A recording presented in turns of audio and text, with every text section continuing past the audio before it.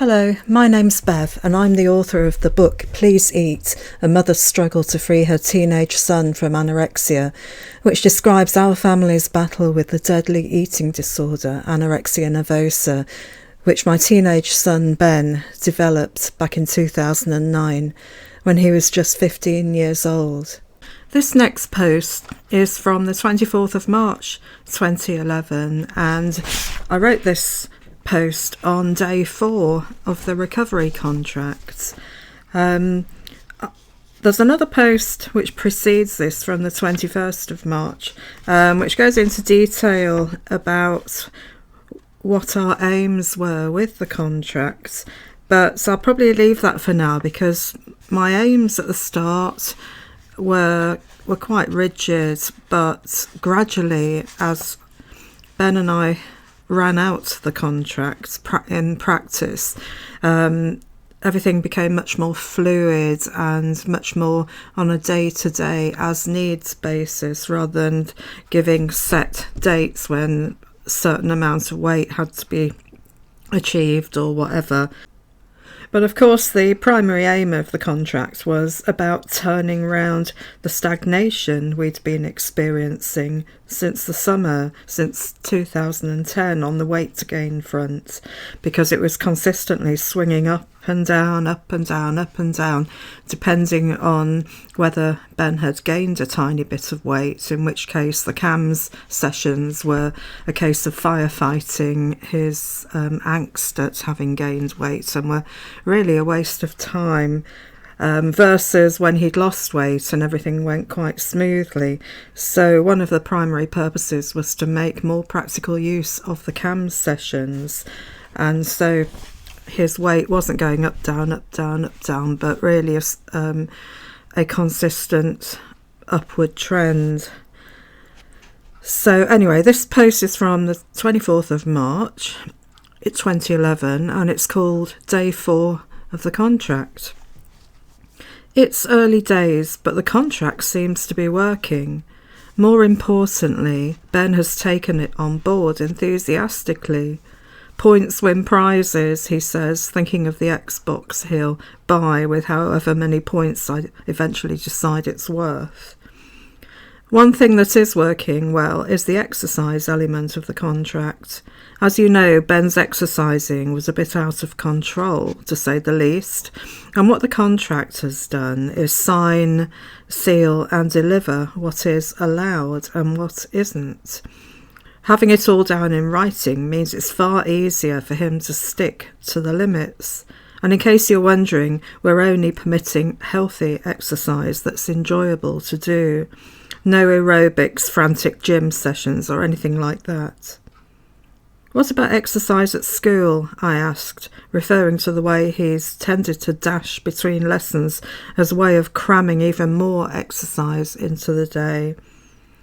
Oh, I dealt with that ages ago, he replied confidently, and he hasn't been doing sport or PE for months. Everything on the contract is subject to revision as time goes on. If we have problems with the exercise, then Ben knows it will stop, and exercise will become a kind of reward in itself, maybe.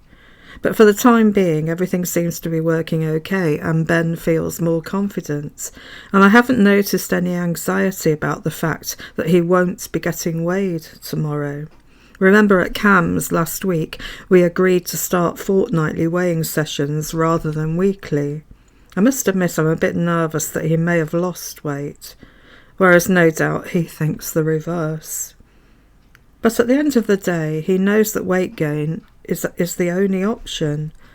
Just as important as the Xbox bribe, he knows that if he doesn't cooperate and make progress, then he won't be going to university in September 2012. Basically, if he's not ready for university, then he won't go. Well, not for another year, at any rate. And that's the end of that post. I'll just add that Ben was really keen to go to university in September 2012 after his A-levels, but obviously we wanted to make sure he was pretty much recovered, if not completely recovered, in order to be able to go away to university and cope with all the stresses that brought. Another thing, you might be wondering why I was turning Ben's points into cash, and the reason being that it wasn't really a bribe, it was more a case of encouragement. Ben was desperate to buy an Xbox, so that seemed the most obvious thing to do. And later on, Ben actually said to me that initially it was a case of making money from the contract, almost like a bit of a bribe, so he could buy the Xbox. But later on, he says, it became much more a case of seeing progress and feeling really good about himself, and the money side just sort of went out the window once the Xbox was purchased. That, you know, he was just happy to plough on through the contract because he was seeing progress and he was realizing that it was giving him the helping hand he needed. And it was just so good on so many fronts. One excellent thing was the fact that he and I set aside this time to do points, as he said, or we both called it, when we both said that it's going to be a level playing field. No one's allowed to lose their temper, no one's allowed to nag.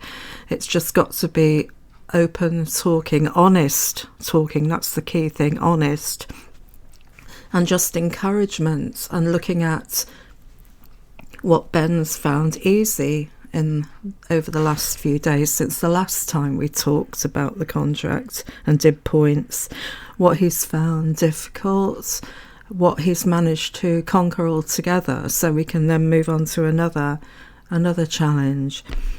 And the momentum was extremely slow, but it was momentum, and it was the start of Ben's very slow but sustained recovery.